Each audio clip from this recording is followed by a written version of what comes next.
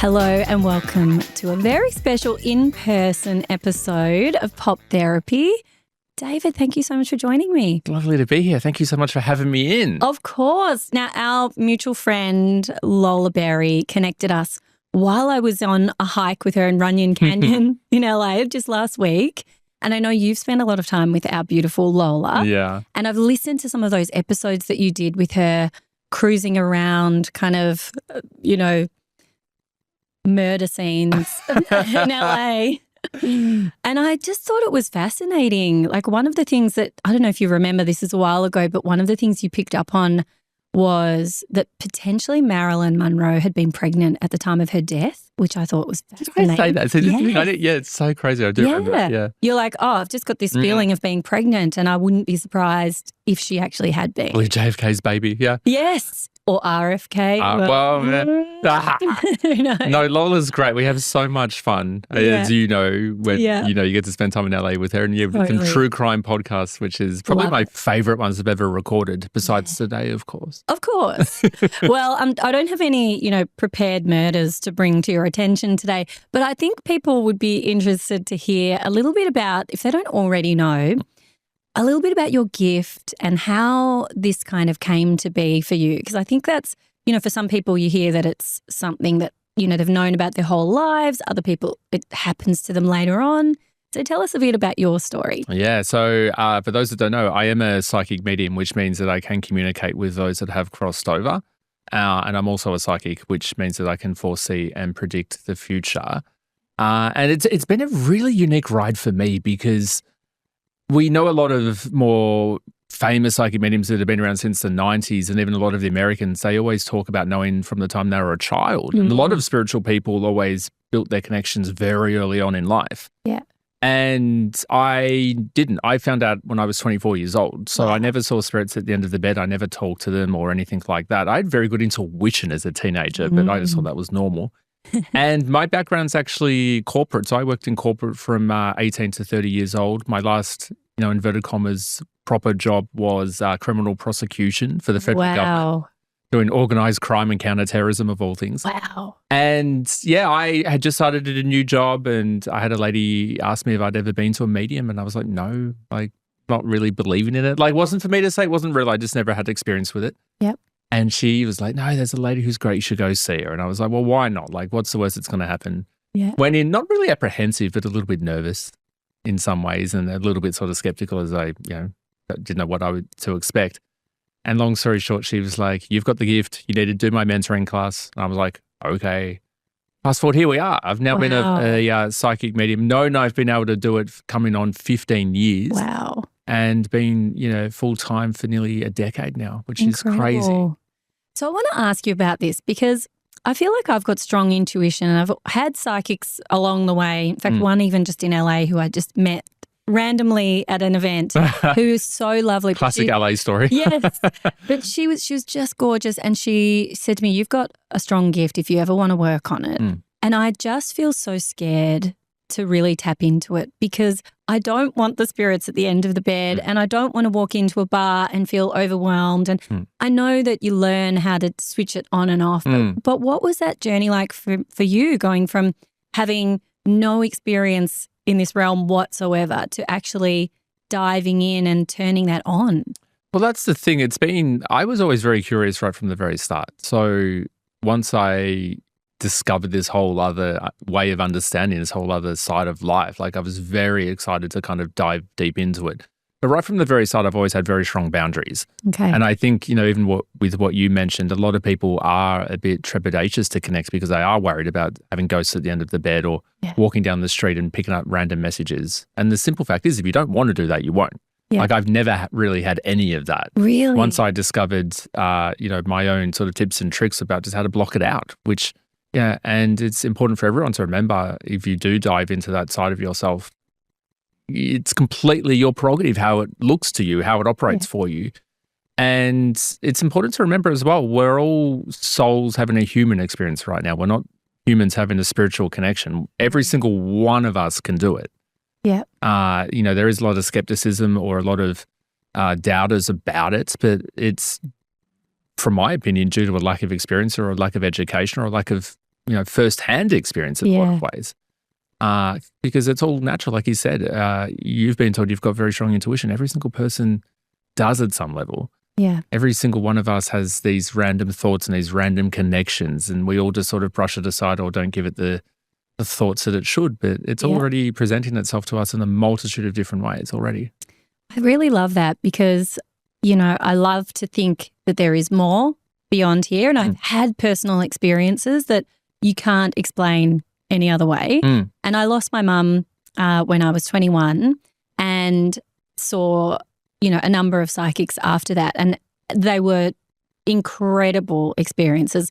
One of those kind of classic stories where you hear things that no one in the world would know, nothing generalized, like so niche and unique and could only have been coming from mum. Yeah. So I fully believe that. But then, maybe it's because I'm a completely anxiety-riddled person that I then mix that all up with anxiety and just think, but could it be true? Is it really true? Am I really going to connect with the people I love who passed on again one time? And, I think that's for someone like me, and maybe people listening will have a similar experience. When you feel like you have got strong intuition about things, it can be really challenging to know, is this like a fear and an anxiety, or is this like a knowing of something terrible that's going to happen? Because as we mentioned briefly off air, I worked at the coroner's court for a long time. So I have seen every way you can suddenly die from the age of 0 to 100. So I'm kind of terribly aware of death in a kind of disturbing way that causes me a lot of like health anxiety. Yeah. And so I'm terrified of dying. And every time you get a small pain, you're like, that must be it. That's it. That's exactly right. Oh, that's an aortic aneurysm. Oh, that's a this, or that's a this, or that's a this. Or, and I'm constantly picturing like my loved ones having terrible accidents and something awful always happening. And then I never can tell, like, am I having a terrible premonition, or am I completely just riddled with anxiety here? So I think for me, it's scary to try to tap into that in case I do see something I don't want to see one day and it's true, or you know what I mean? So like, how do you move through what is your human kind of response to things and what is connecting with spirit? Yeah, I mean, it does require a lot of self-reflection. It really does, because when we ask questions to ourselves, the body will give you an instant answer. Like your mind will give you an instant answer, but then we're all human and we've all got negative past experiences. We've all got negative thoughts, and then those kick in. But the trick between separating intuition from paranoia or fear, it is the feeling of all knowing, if that makes sense. And when you really dive into it, it does sort of separate itself. But a lot of us don't want to deal with that. Yeah. And, intuition's it's a feeling more than anything else. When we know, like, for example, even as you mentioned, I'm walking down the stairs, is that an aortic aneurysm? It's like, well, that's our mind kicking in. Yes. And our intuition is not in our mind. It's in our energy field. It's in how we feel more than anything else. Yep. But at the same time, like, I'm human and we're all human. And even as a psychic medium who does have very strong connective senses and also very strong intuition, I still do the same thing. Like, I really do. I walk down the stairs and my hip gets sore and I'm like, I've got hip cancer. Like, it's sort of like, but, classic. Fear and anxiety in general for all of us are based either on negative past experiences or the future that we can't control. Yeah. Fear doesn't actually exist. It really doesn't. Like, for example, I say I'm scared of snakes. Snakes aren't out there plotting to kill me. Like, you know what I mean? But it's based on negative past experience or fear about things that I can't control in the future. Yes. So our intuition's the same in a lot of ways. If you actually allow yourself to clear the mind, relax, and then ask the questions, where do you feel it in your body even? Like, what does your natural answer tell you before the mind and the brain kicks in and the human logic kicks in? Amazing. God, that would take so much control. And it is a learning experience. Like, my intuition wasn't 10 out of 10 the very first time I connected or even realized I was doing what I was doing. Like, it's definitely a learning process. Even after 15 years, I'm still learning. Wow. I still want to be learning in 20, 30, 40 years from now. Yeah. Yeah. Well, that's right. Once we stop learning, isn't that the end? That's when you die. No, I'm joking. That's our anxiety. Just need a paper bag. Yeah. Life is classroom for the soul. Yes, exactly. Yeah. So how long did it take you to start kind of having some really kind of powerful experiences? You know what? Pretty instantly. Really? Because I was very, as I was sort of touched on before, I was very curious about the whole thing. And then that stereotypical male ego kicks in where you're like, I want to do well. I want to do it. Like, even I'm not necessarily a competitive person, but I wanted to be good in class. Yeah. So that sort of drove me to really put time and energy into it. But, the very first reading I was doing was connecting the mentor with a loved one who had crossed over. Wow. And then, I do admit at the very start, I didn't necessarily give it the respect or the credence that it deserved. Like, if anything, because my life had to be one certain way. Like, I was the guy who was working in law, studying counterterrorism, and I was going to work in Homeland Security. Wow. So to be able to connect with the deceased and pass on and relay messages, for me, like, it kind of felt like a party trick more than anything else. It wasn't anything I necessarily saw as part of my journey or something that I was going to be doing in my 30s. Yeah. But then once I realized the connective ability it had on other people, the healing capacity it had for other people, I knew there was something that I needed to really dive in and do with it. Wow. And, every single reading since then has been profound. It really has. Like, every time you're connecting with someone in the afterlife to pass on messages to someone on earth, I mean, it's all about guidance. It's all about healing, clarity, and things that are crucially important, not only to the person I'm reading, but I also learn lessons from it. Every reading I'm doing is teaching me something. It's given me a new understanding about life, the soul journey. Like, if people are going through circumstances that I'm going through in my own life, Spirit's giving tips and tricks on how to cope and heal and deal with it. And I can take that on board. So it's amazing. It really is very special. Can you tune in for yourself? Like, if you want to know, like, what's coming up for me, can you tune into your own guides in the way that you would in a reading? No, and I wish I could, but 99% of mediums actually can't. Really? The way that I word it, because I know that you mentioned your beautiful mum had unfortunately crossed over. Yeah. Like, if I had loved ones that had crossed over, and I have, unfortunately, but like, people that are special to me, like my mum, I'd want to spend 24/7 in my head with it. Yeah. And I'm not meant to. As much as I would love to. Yeah. Like, I would love to be able to hang out with my grandmother every afternoon, but unfortunately I can't. So I do get very strong signs from them. Like, I will ask for very random specific things that they will show me pretty quickly. Okay. And I can feel them around. Like, it's kind of like, when you're sort of standing there, like if Angus, our producer, was to come and stand behind you now, you'd feel him. Even though you couldn't see him, you can feel him. Yes. I can feel them around us like that. Wow. But I can't talk to them like I'd be able to talk to yours. Oh my God, how frustrating. I know, because I would love to get going. It's like, even as a psychic, I've got very good intuition. So I always know what I should do when it's time to do it. Okay. But I would also love to know what I'm doing in 6 months. Totally. And I don't. Like, ideally I'm in Los Angeles. But, I'll meet you there. Well, never say never, or maybe I will be. Maybe you need to go back to the Homeland Security role for a little bit, because I think there's a little bit of tension going on at the moment. We need to clear up first. Well, I did predict it, so yeah. Oh, did you? But I'm just going to sprinkle that out there. Yeah. Are we going to be good by May? Because I'd like to go back by then. Well, I'm on tour in the United Kingdom in May, so ideally. But oh, wow. I think, when we look at world conflicts, not that war's anything to, discredit or, not give it the seriousness that it is, but it won't necessarily affect flights because the planes can go around it. That's the thing. True. So unfortunately, hopefully it doesn't impact in that sense. But yeah. I think also I was talking to someone in LA about this, the fear of terrorist attacks as a result of what's going on over there feels quite tense. Yeah.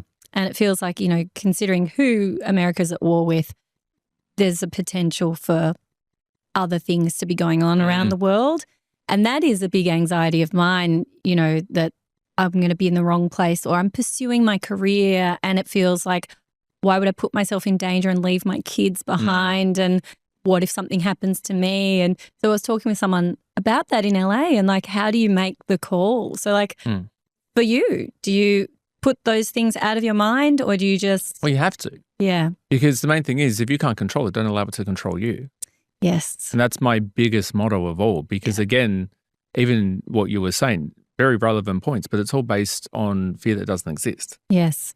Like if someone said to you, okay, Yana, you're going to go here, you're going to have lunch and we're going to bomb the restaurant. Yes. Then you might be like, okay, maybe I won't go. Yes. Like common sense would then kick in and be like, I won't be there then. Yes. But there is zero out there to say that there will. I mean, this building could collapse in 10 seconds. Yes. It's unlikely to. Have you seen that, David? No, yeah, well, I'm here, so no. True. So that's the thing, it is something to pay attention to, absolutely. Yeah. But as I mentioned, it leads into, if you can't control it, don't allow it to control you. Yep. Remain knowledgeable, remain aware of what's going on, but don't try and dictate your whole life based on maybes or the fears around things that could happen. Yes. The biggest lesson in life is to observe and don't absorb. Yes. And that's how I manage through everything as well. Like, I'm planning life like nothing's changed, but I'm also very aware that the world is changing. Yeah. But I'm not going to change everything that I'm doing just because of that. Yeah. I'll adapt to it even when I need to. Yeah. I mean, that's great advice. And it's exactly kind of the conversation you'd be having in therapy around anxiety. Yeah. Well, no one knows it better than a therapist. Well, I'm very good at helping other people with their anxiety, but I'm absolutely, it's the same. Like life guidance. I'm great at giving someone life guidance. Yes. It's like, God, don't get me on Hinge. You don't want to see the. Yeah. So, okay, it's very interesting, the parallels between, a therapist and what you do. Like I'm not getting direct messages. But you are, though. That's the thing. Maybe I honestly reckon all good therapists do, because you're all intuitively led. Interesting. Like, as you have the knowledge and the scientific, Western way of understanding therapy and the mind and how that can impact people. But you also then know what to say at the right time for a lot of people.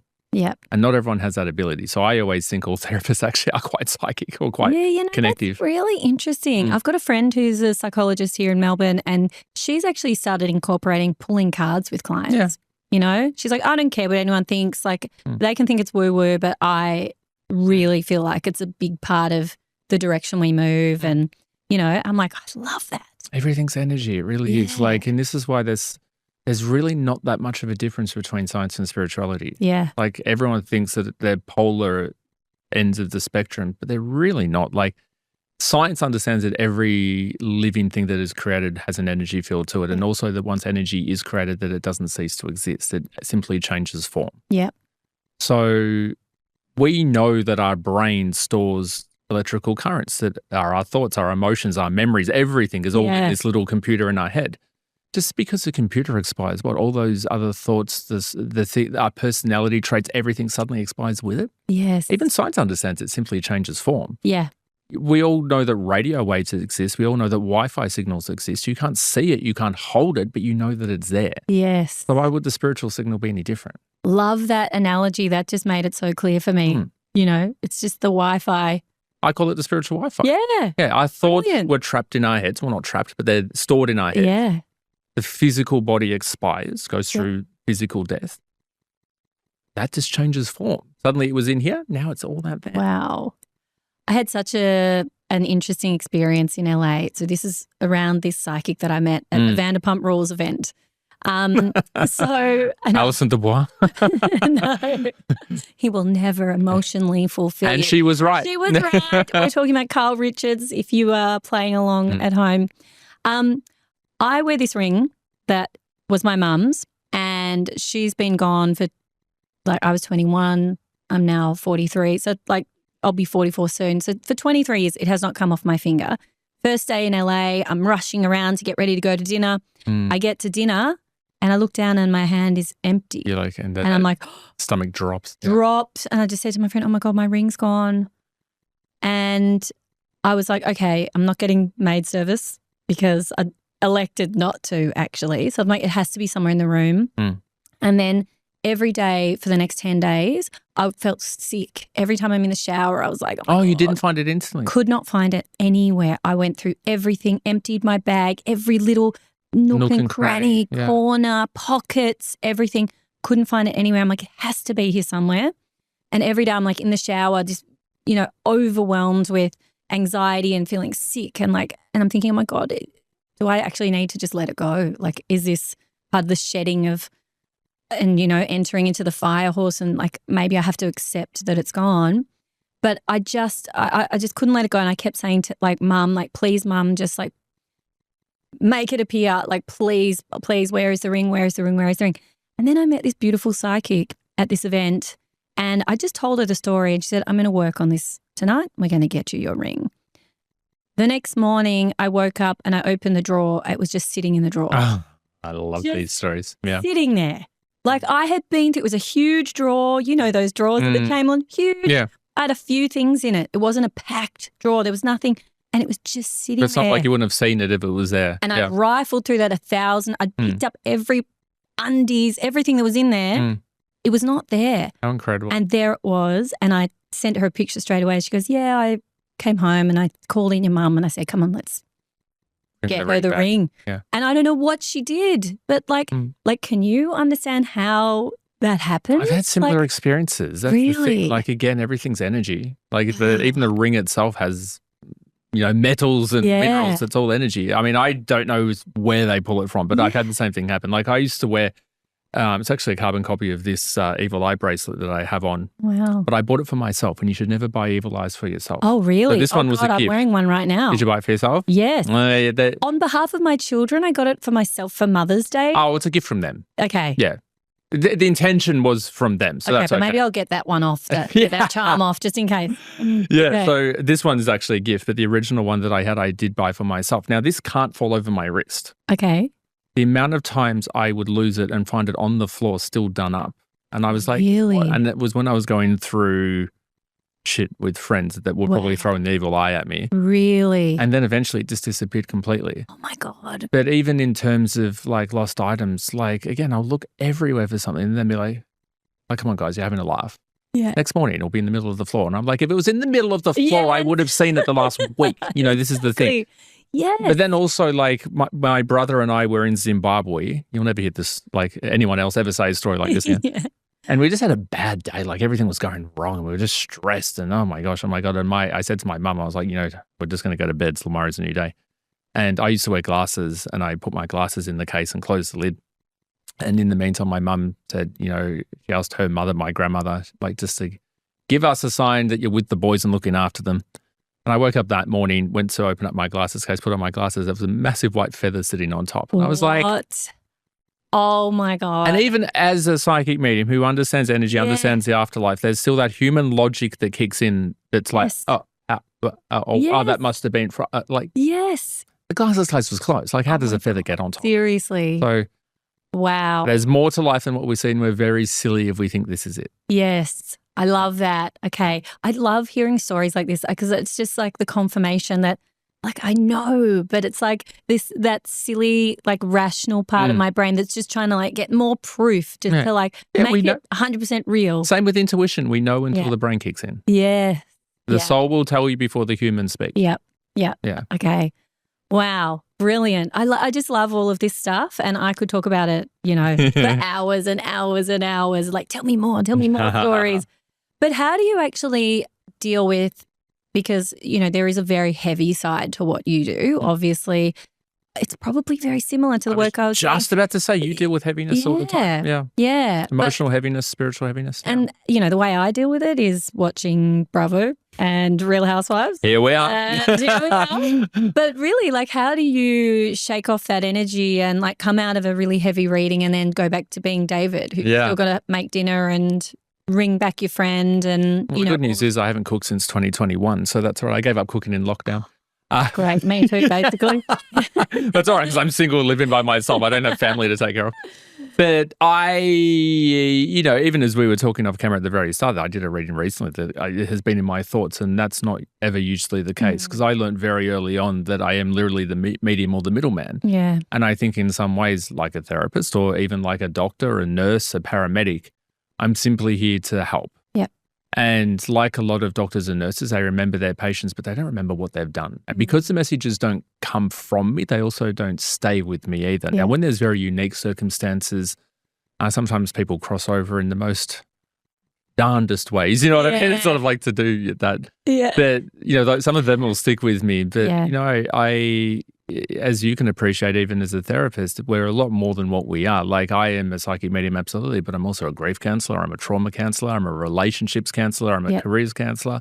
We wear a lot of different hats. Yeah. And I know that I'm there to help and provide guidance and heal in some ways, you know, if I can be blessed enough to be able to do that for someone. So, but then the human side of me, like even just scrolling on TikTok sort of brings my brain back. Yeah. Putting on the Real Housewives. There's nothing like watching rich women argue with each other that just calms you down. Totally. It's It's so true. therapy for girls and the gays. Like, Yes. yeah.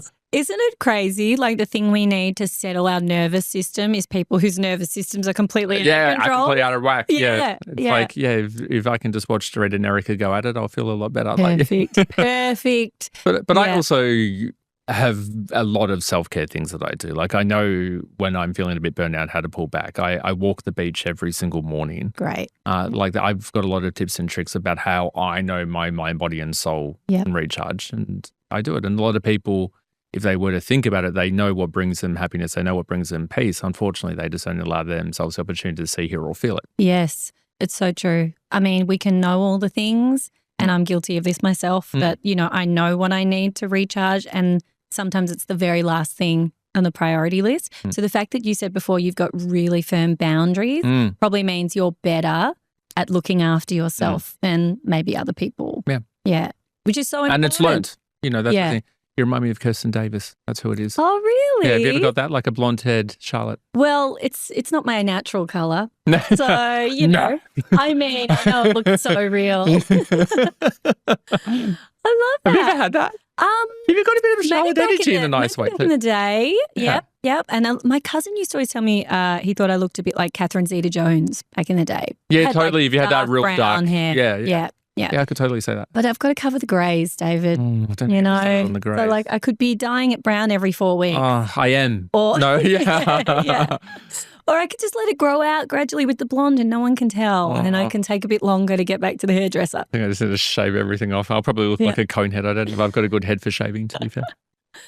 I know, the problems of human aging. Yeah, It's overrated. it The is. soul doesn't age, why do we? Exactly. Actually, that is a good question. Oh, we're not meant to be here forever, are we? No, we're not, are we? But do we continue on forever in this soul version of who, or, can we, then what happens with reincarnation? Well, that's the thing. So there's definitely a life after this, and we were somewhere before we came here, we're somewhere after we go here. The analogy that I use, because it helps sort of explain it to people, especially those that wonder where their loved ones are, because we keep our consciousness, we keep our memories, everything that makes us as humans. But you have to imagine a huge bucket of water. Mm-hmm. Now, you can't identify one drip in that water because it all looks exactly the same. Yeah. That's spiritual consciousness. Now, in the bottom of this bucket is a little hole, and there's little drips that come out every now and then. That's a soul coming to earth. Whoa. And then once the water lands, eventually it evaporates and goes back up. Now, if you were to pick up that drip and put it back in the bucket, you can't identify that drip again. Wow. That's us in the afterlife. Really? We're all connected, but we still have our memories. We still have everything that makes us us, but we're just part of the one again. Wow. Without sounding Byron Bay woo-woo, I say, love we're all still one down here, but Yeah. understandably the human journey has bigger plans for us, so we all have to Yeah. hate each other and kill each other and do all these other crazy things. Yeah. Like, and I'm guilty of, not killing anyone, but like I'm guilty of not liking people, Yep. of not liking certain things in Yep. the world. Being human. Well, being human, Yep. exactly, because Yep. that's the biggest lesson of all, regardless of your spiritual side. You're still Yeah. bloody human at the end of the day. So Yes. you're not escaping that.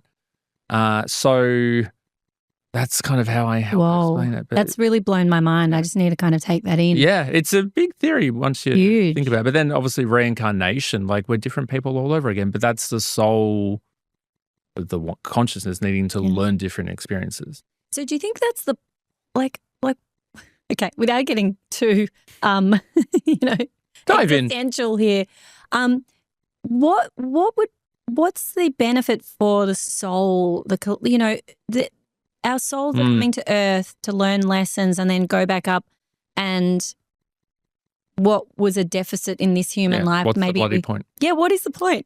I don't know. You don't know. And mate, hopefully one day we will. Yes. But that's the thing. Why is the soul coming down here? What does it need to do? When it learns all its lessons, what does it do then? Does it become a spirit guide? Yeah. I don't know. Like this thing, it's sort of like Yeah. to just on go. Is it like the infinity symbol? It just goes on forever. I don't know. Yeah. Like, why was it created to start with? Yes. Where did it come from? Yes. Like these are all like. And what was happening before humans were in existence? Was it just like, you know what I mean? Was Was it there a anything? big bang I for don't the really believe in the spiritual Big Bang. world? That's it. I don't I don't believe that there was like, the planet was all these microorganisms that developed from the scientific perspective. Maybe, I don't know. But Yeah. I don't know. It's one of these existential questions. Like, is that the more that you think about it, the I more know. it's just better to just remember you're human and you've got Yes. bills to pay sometimes. Like, Exactly. Yeah. And then as humans, we've got the choice to make whatever mistakes we want. Like if I just decide I want to become a mass murderer, I can do that. And then I'll have lessons to learn later on. Right? Be part of your soul journey already. That's how I would say. Oh, But really? you would still learn a lot from it. So it's sort of like the soul came down here to be a mass murderer because it needed to learn from it. But it also, the impact that it has on other people is also teaching them a lot as well. Because we, it's a bit of a terrible analogy, but we look at Hitler, for example, like his life journey understandably impacted the whole world to the point where we're still talking about it 70 years later. Yes. But it wasn't just his decisions and his life journey that changed. He impacted hundreds of millions of people. Yeah. And millions directly. Yes. That's the thing. So it sometimes is the flow and effect of how our story impacts on other stories too, and what they learn from it, what they go through, the triumphs and the tragedies of that as well. Wow. This is like amazing. I have to listen back to this a few times because my brain is just like taking all of this in. I just, maybe it was part of my journey to come and have this conversation literally, today. that's it. That's the thing, because we met each other in a cool way. Yes. Like very randomly by a friend. Literally days ago. Yeah, who is an incredible connector. Shout out to Lola Berry. She's one of the most amazing people I've met. Yeah. Love her, love her, love her. Cannot say enough good things about Lola. No, she's a rare one. She is. Wow. Okay. So we're getting heavy. Should we change things up a little bit and move into the pop culture world? Yeah. A few weird things are happening in the pop culture landscape.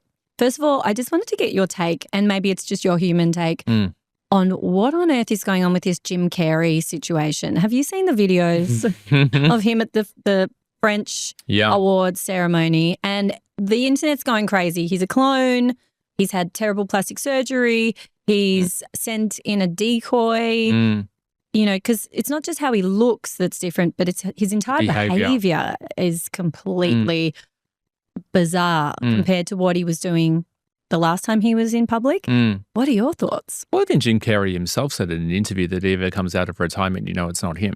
Yes. So that was also something very interesting to understand. Now, in the meantime, if he has come out of retirement to accept a very prestigious award for him, I mean, I can understand it. Yeah. But I don't also think we're giving Jim Carrey the grace of being able to age either. Like the last time we saw him, admittedly was a while ago. Now, I think it's a combination of terrible plastic surgery mixed with maybe anxiety about being out in public or being recognized, because then that would sometimes, if you're feeling a bit loopy, I'm not suggesting he's taking drugs or anything like that, but, even he could have been on meds, a lot of people are. Again, allegedly, I'm not suggesting that. But I think I don't necessarily see him as a clone.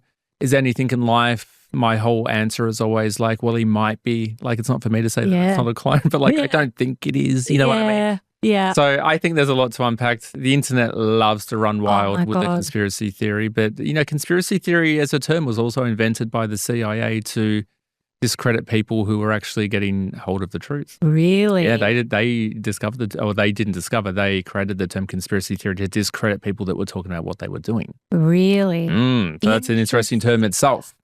Fascinating. Because when you get a little bit too close to the sun, they call you a conspiracy theorist. Yes. It's like, well, all the conspiracy theorists of the planet are 100 to 1 at the moment. Like, they've been right 100 times and maybe a little bit off once. Yes. So, there might be something to it. Well, I know. And the thing is, clones seem to be suddenly now a conversation as if that's a real thing. I don't actually think we can clone people.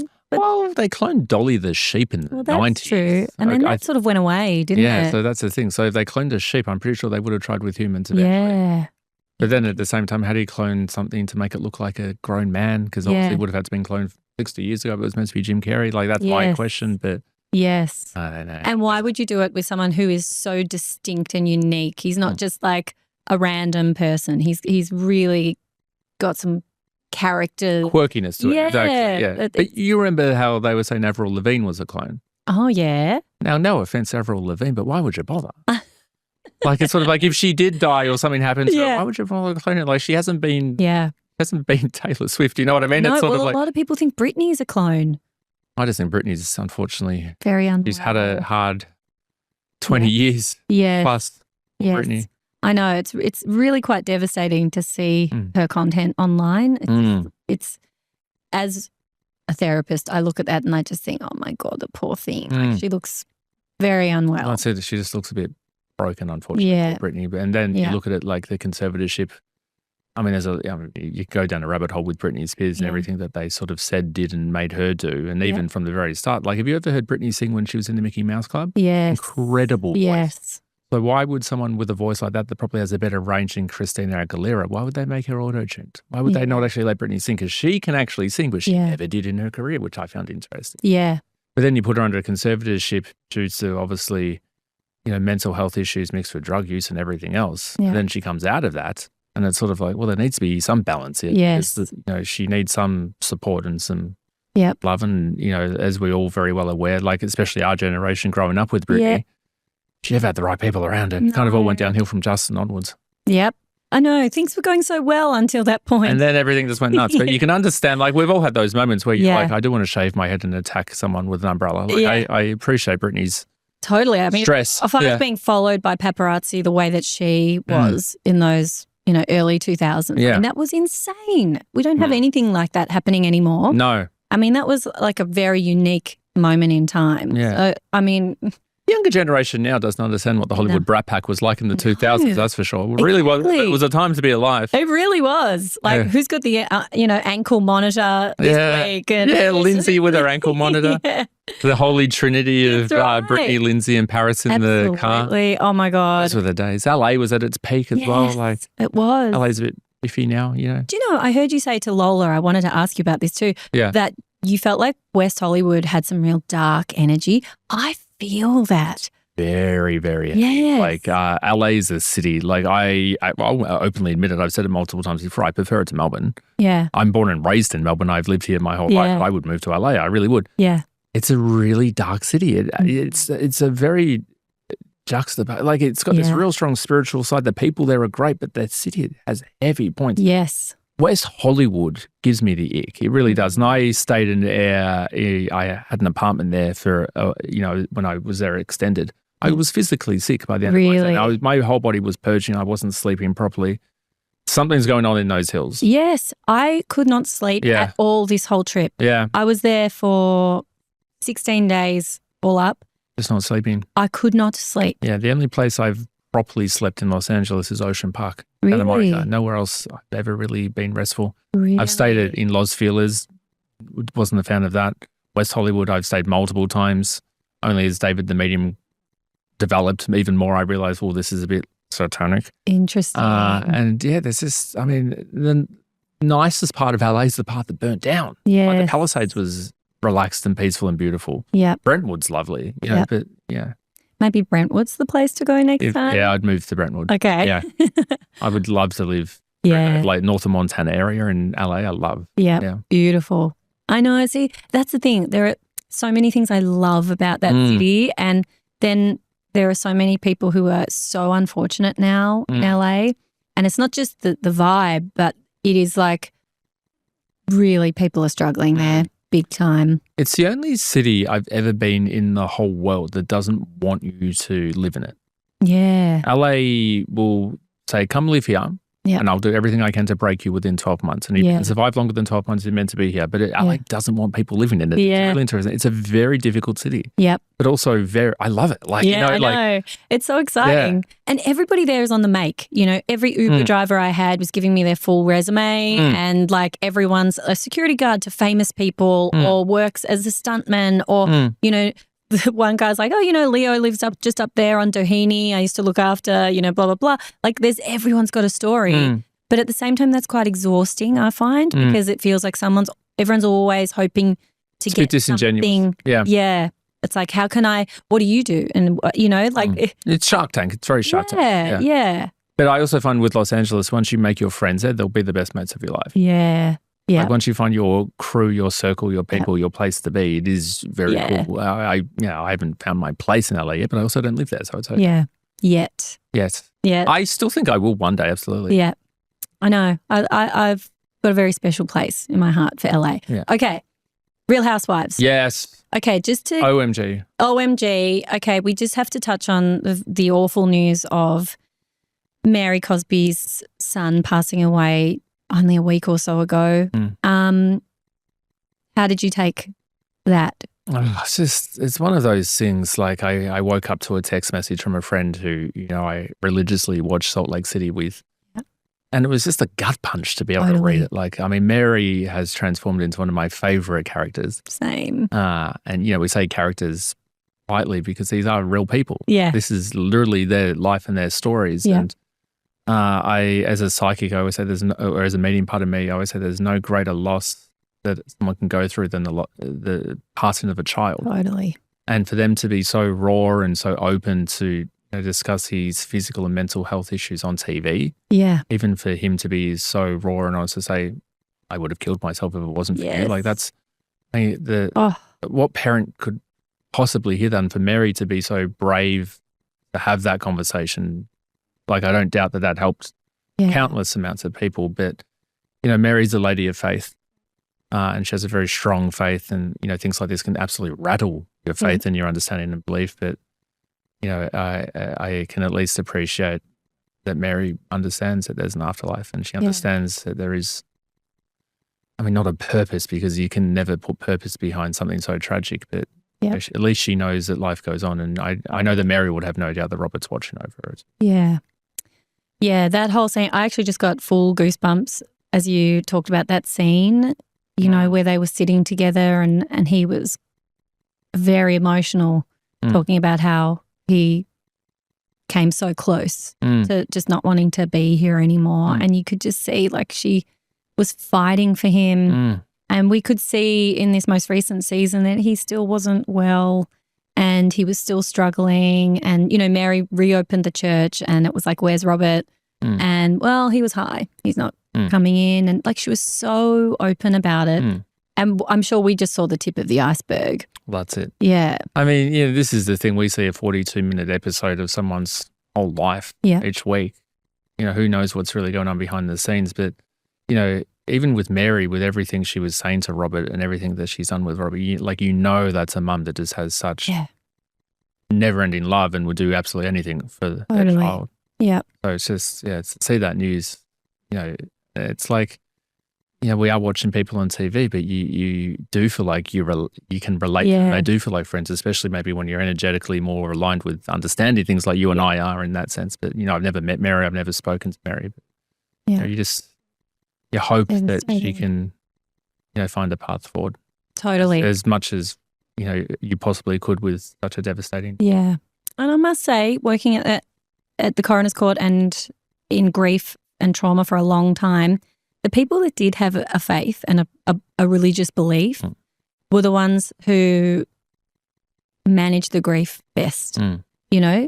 People that didn't necessarily have a strong belief in anything, you're trying to grapple with what happens. You're trying to make sense of the senseless.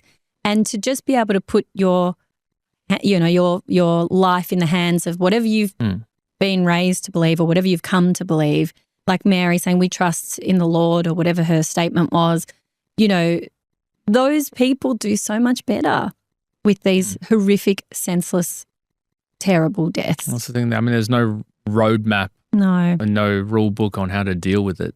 Yeah. But that's the thing. And I don't doubt, Mary not only leading her congregation, but also being a religious woman, she's probably spoken to people firsthand about the same experiences that she's gone through. Yeah. And unfortunately had to go through now. So yes. And I just, even saying that, Robert Jr. was their only friend, it's heartbreaking. Devastating. So. Devastating. And sending love to Mary. Hope she's all right. Yeah. I mean, as all right as you can be because. Yeah. Sorry, pardon me. One day at a time. That's all you can do. And the thing that we don't realize the most, even when we have a loved one cross over, not only are we dealing with their not being in our life anymore, but we also have who we were die in that moment too. Yeah. Like Mary's no longer the same woman that she was. None of us are. When we have a loved one cross over, that part of us crosses over with them. So true. And we're reborn the following day, but they're not here. Yes.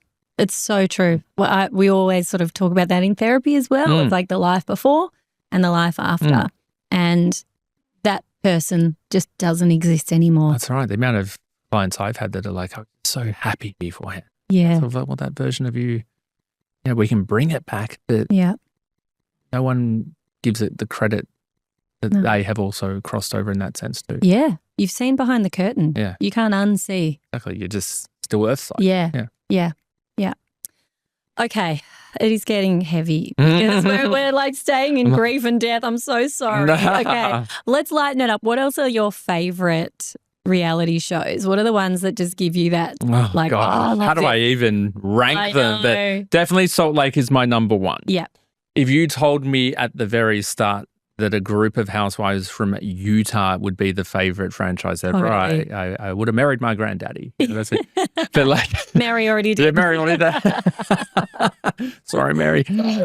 Step granddaddy wasn't your biological. I love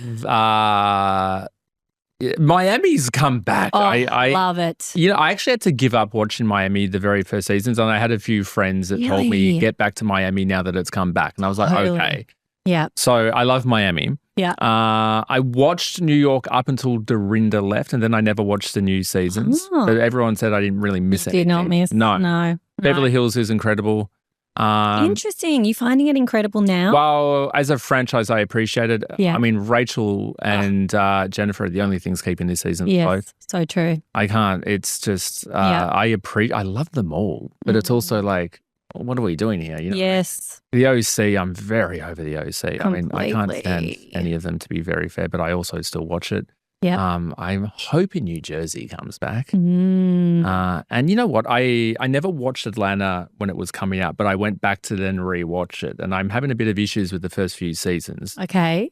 But like Phaedra's just come in. So that's kind of where I'm up to the moment. But I know all the storylines. Yeah. And that's the thing. But like I love Nikki. Like there's a lot of good housewives that came from Atlanta. So good. Yeah. That is really, I think, a top tier housewives show, Atlanta. Yeah. Okay. Last season it lost me a little bit, but that was the season where Kenya got fired basically because she pulled this big stunt, and then they brought back Portia, and there's whispers that Nene's going to be back, and I think Nene evolved beyond the show though. I mean, good luck to her if she comes back, but Nene would be great, I guess, in the cast trips and I think she's done the 20-year ultimate girls trip thing. Yeah, the girls trips and all that. Yeah. Where were you at with the international housewives? Oh, I watched everything. You watched them all? Everything. Good. Yeah, I liked Dubai. Yes, I loved it. I was really surprised that it got. I was surprised. Just getting its legs. I felt like it was getting its legs as well. Yeah. Sydney, I liked. Season 1 was horrific, but the seasons from that have been good, but that's cancelled now. Yeah. Melbourne I loved, but you had to support a hometown. I really liked Auckland as well. Oh, I think Auckland should have out of Auckland actually. Oh, see, Should I go back? Well, they only ever did one season because then it got cancelled. But I didn't see the whole thing. Yeah, I liked it. Okay. I mean, I don't know why they would have cancelled because of the controversy that happens. I can appreciate what was said. I'm sure you know what happened there with, I think Julia was her name, calling, not a nice phrase to use against someone else, but I don't think that was the reason they cancelled the season. I think Auckland had legs and it really could have been a good show. That's a shame. Yeah, but then now we're all looking forward to Rhode Island. Yes, Rhode Island looks really good. Yeah. What do you think about Carol Radziwill coming back to New York? Oh, it's kind of like kicking a... Yeah. You know what? I'm 50-50. I did like Radzi. Yep. She annoyed me in the 2016 election, getting all preachy. But that's 10 years ago now. We can move on. Yep. I think if we're going to revive New York, we need to bring some of the fan favorites back. Yes. Like you can't just start it all over again with all these new ones that no one really connects with or likes. Like we're all too busy with that. Yes. We've got Salt Lake to watch. We don't have time for New York if you're going to start everyone fresh. Yep. So if we can bring a few of the OGs back. Yep. Again, I don't know. I can appreciate why they cancelled Ramona, but I also thought that was a bit stupid as well. She's chaotic. She's been chaotic for the whole time. Since day one. Since day one, she's showed us who she is. Exactly. So don't get all woke now and cancel her because of that. It's sort of like she's been a bit controversial from the very start. Yeah. And, it brings conversation, that's what's out there in the world. People exist like her and people exist the opposite to her. And, I guess the E show is going to have all of those girls back with the golden years, or with Luann, Ramona, Sonia. Yeah. Dorinda's now taken Jill Zarin's place. Yeah, I prefer that. So, I feel like that would be great. Yeah. It feels very strange to be bringing Carol back in as a friend of these 30-year-old girls, and she's got to be 60 now and not actually friends with any of these women. Yeah. It just feels like a very weird, like we know the way these shows work best is when there are real relationships and when they're actually connected with each other. I don't think anyone really fell in love with the new cast enough to have them kind of be the center people with Carol chirping in on the sides and a few other new people. She deserves better. Yeah. I think there's more to Radsy. Yeah. As Andy and I call her. Yeah, I don't know. But then it's sort of like it's the dynamics, isn't it? Because you can't pay me enough to believe that Kyle and Amanda would be friends in real life. Exactly. There's no way. Exactly. Like Kyle's only talking to her because she's contractually obliged to. Correct. Oh, she bought my house. Great. Yes. You know what I mean? She also made it look a bit shit. I don't know. Yep. Agree. So, yep. Yeah. I know. It's all the dynamics. Like we know how to fix these things. Why don't the execs listen to us? You know, like the people in the streets are talking. We say what we want and then it doesn't happen. And then we watch it anyway and then we complain. Well, that's it. We watch it anyway. Exactly. You know, we're like our drug addicts coming back for our hit. We're going to watch it either way. Well, you said it yourself, like, I'm not into OC at all, but I'm watching it anyway. I'm still going to watch it. Yes. My God, I gave, mentally checked out on OC about 3-4 seasons ago, but I'm still watching. I loved Kelly Dodd, by the way. I'm just going to put that out there. Whoa. God, she was great. Oh my gosh, I never had an issue with me. Kelly. Oh, I felt so uncomfortable watching her because I just felt like she's one of those dangerous friends. Yeah. That I think that's why I liked her. You know, like great for TV, but I think I just felt scared. Like just wouldn't want to be friends with her because you just never know, like, what's she going to do? Yeah. You know, a little bit, I feel the same way about Tamara. You know, I feel like I've talked a lot about Tamara on the show, so apologies to everyone listening, but I find her scary in the same way. Like, it's just not authentic. I think Tamara's a good woman. She's just very broken by past experiences. So that manifests itself as a lot of negative traits. Yeah. I would like to sit down and have a drink with Tamara. Would I open up and tell her all my deepest, darkest secrets and have a DM with her? Probably not. Because again, like we've seen it firsthand. And again, we're watching 42 minutes of someone's life. There's a lot of repeating traits and habits. Totally. I can't, I shouldn't say this, but I can't stand Shannon Stormspador. Oh, interesting. Just something about her. I think she'd be just actually quite mean in real life. And hard work, I think. Hard work. But I mean, I like her. You know what I mean? This is my issue. Like, I still like them. Yeah. But I think there's a big kind of chunk in the middle we could get rid of. I don't think we need Emily or Gina or Heather, to be honest. Heather belongs in Beverly Hills. I don't even know that she brings anything to the table. Like, but she would if she had the right people around her. Would she? Yeah. She's not dynamic the way Rachel Zoe is. Like, I feel like Rachel is so authentically herself. She's putting so much on the table about her life. And, you know, like, I just don't, you can't give, like, I think Heather's a diamond. Okay. As a person as well. But you can't put her in the same field as the OC housewives. Like this is someone who's like F off wealthy. Yeah. And, you know, money's not everything, but it's sort of like Heather understands money and that's her life. Yeah. And you're going to put her next to Gina? Like, I don't know, nothing against Gina, but like, you know, it's just different dynamics. Yeah. Yeah. Whereas you could put her in Beverly Hills. Again, she's surrounded by wealthy, successful women. And I reckon that would bring out different sides of Heather on TV. Yep. Because I don't think that she's got the fancy pants. I think it's just naturally her. Yeah. And if you put her in Beverly Hills, I mean, they're all actually quite wealthy and fancy. So it's a bit different in that sense. True. She hasn't got the right people to the dynamic to play off. I could see that. But yeah, I just sort of like need more Rachels in the mix. No, Rachel's, you know? But also Jennifer's what a housewife should be. She's rich as AF. Yeah. Doesn't give a fuck. Yeah. And also brings a lot of story and drama. Yeah, at the same exactly. time. Exactly. There's not really anything else happening. Erica is like a snooze. You know, Kyle's a bit of a snooze. Dorit is kind of like the one. She's trying. She's trying. Yeah. I feel like she was better last season. Yeah. This season's still a bit. I'm kind of liking her this season. You are? Yeah. Yeah, I mean, I don't dislike her. Yeah. But I don't feel like when I think of Beverly Hills, I'm just thinking about Rachel. Right, yeah. Like, well, that's I'm it. excited to see more of her. So You she know? deserves a proper show because if she's coming back to say that, like you watched the Zoe Project back in the day. Yes. Yeah. Of course. We're all fans of Rachel. Totally. She actually should just have the Rachel Zoe Project back. We really just need that one back. She doesn't even need all those other girls. No. But Beverly Hills needs her. But Beverly Hills needs her. Yeah. That's the thing. Yeah. So maybe that's the deal. She gets if she's, bringing this one back, then they'll give her something else, Where are you at with Sutton and Garcelle? What do you think happened? I think You probably talked about this before, haven't you? Well, touched on. Yeah, I just think Sutton cares more about what the other people think of her than, I think Garcelle was maybe treating it like a real friendship and then felt really betrayed by her because Sutton was just like sucking up to, Kathy and Kyle a little bit. And I think Garcelle was like, fuck this. I'm over it. I don't need any of you guys. No, I'm an actual A-list movie star, producer, all of these things. I don't need this crap. No, that's the thing.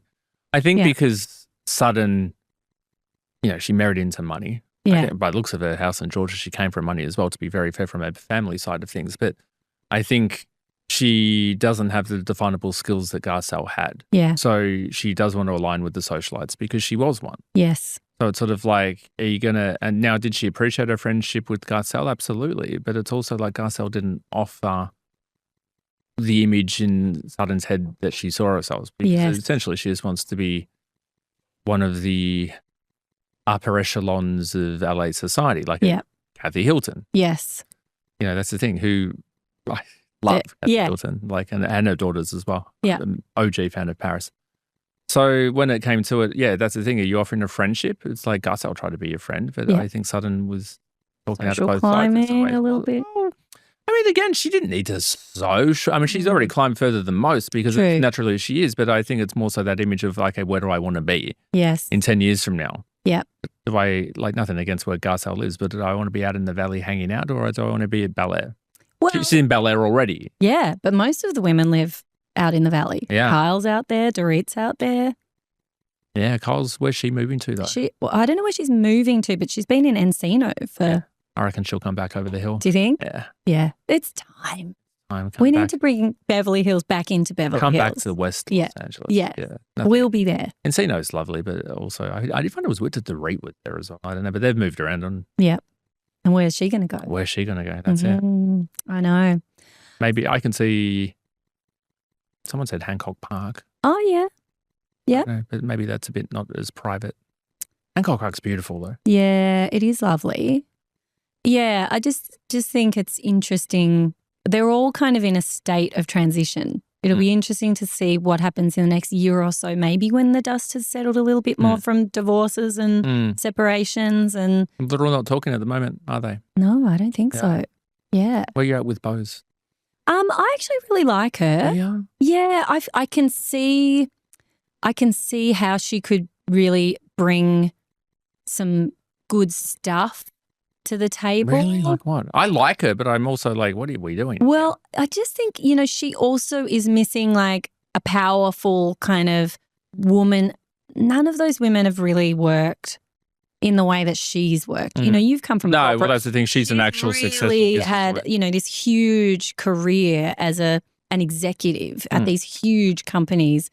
And they've had a very different kind of life of marrying money, a lot of them, just being on TV for a really long time.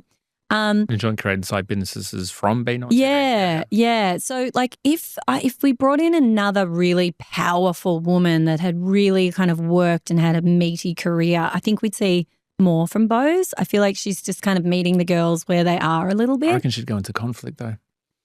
Yeah, maybe. Because I think this is going to sound sexist, but women, when they have that real strong, powerful careers, they talk about womanhood, but they're usually very put off by other women exactly the same as them. Interesting. Yes. So it's like that inbuilt threat that we all have that maybe they can't comprehend. Now, I'm not saying that she's not a girl's girl. Yeah. I'm just talking about from my own experience. Yes. Working in corporate and working in law, the powerful women always attack each other. Yeah. That's controversial. I know. I'll get cancelled for that. It's an interesting take, Maybe we need to get you on the show and kind of ruffle some feathers. Well, if you insist. I have no idea how I can be the friend of. Yeah, they never had a gay man friend of, really. I mean, not officially because it's obviously not their thing. But and I do have to ask you, I'm taking over the potty now because I want to know your thought.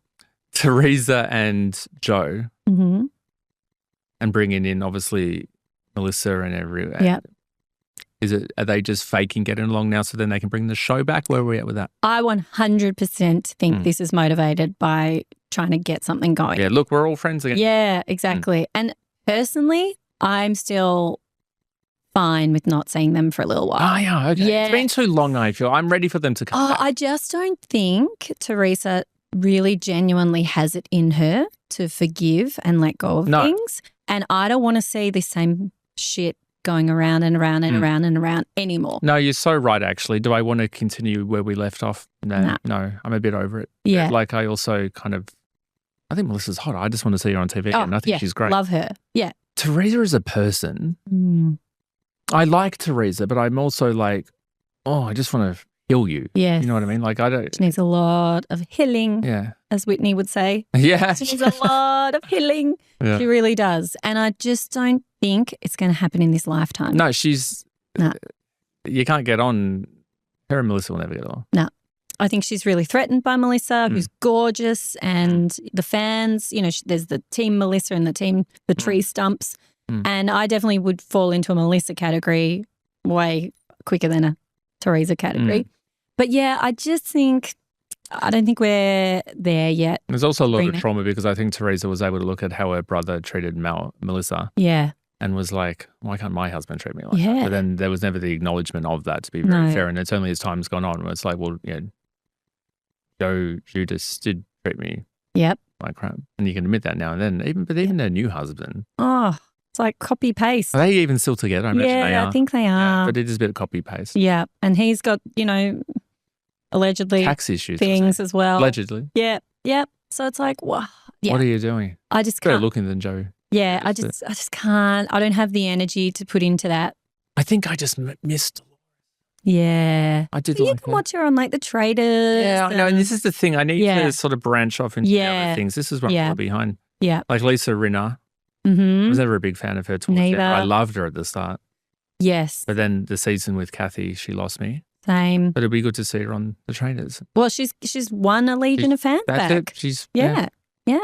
I think she's a character. I think she's great, Lisa Rinna. Yeah, she's another one. See, it's really hard for me to separate the dislike for someone like personally, like I wouldn't want to be friends with her, and what is important for a show. And I think people like that, you need those controversial figures that irritate you and cause a reaction, because that's like Amanda Francis. No one's watching her going, oh my God, she's amazing. I love her. She's aspirational. It's like, oh my God, she's causing chaos and there's conflict and it's just like car crash TV and we love it. So you need those people, but some of them I feel like we could have a little rest from. Did she get axed, Amanda? Not sure Isn't there yet. rumours that she's not in the rest of the season or something? No, like she's come back and said she is. Okay, yeah, because I didn't follow on from that. I was like, I could take her, I could leave her. Yeah. Now, we are coming to the end of our time, my friend, unfortunately. It does fly. You'll have to come back. Definitely. And now that we've done your backstory, we can launch straight into Housewives. Oh, God, don't tell me that. I'll make it a weekly thing. I'll drag you in every week. Listen, I am down. Just say the word. Where can people find you, support you, work with you, all of those things? Yeah, so on Instagram and TikTok, it's at David the Medium. YouTube, where all my live shows get posted, is David the Medium YT. So if you want to go watch those, and also all future ones will be coming there as well. Excellent. And my website is davidthemedium.com.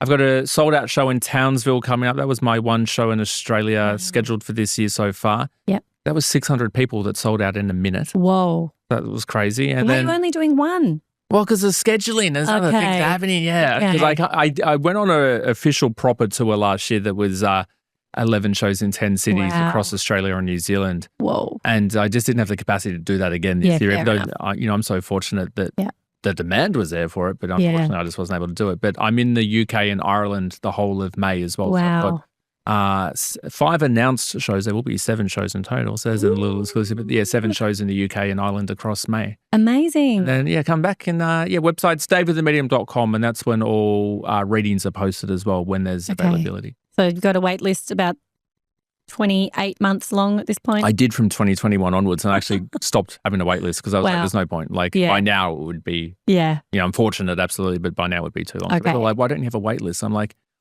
you'd be at the end of it. Like you might be waiting a little bit long. You've actually got a better chance now that I don't have one. Right. So you just open up availability I just when post you got availability. it? I don't even announce it. People just find it on my website. Okay, cool. So Amazing. The stars align, it will happen. Love that. Oh, David, thank you so much Thank for you your so much for having me. It's been delightful. Love being able to chat Housewives. Anytime. You have to come back. I'll be back.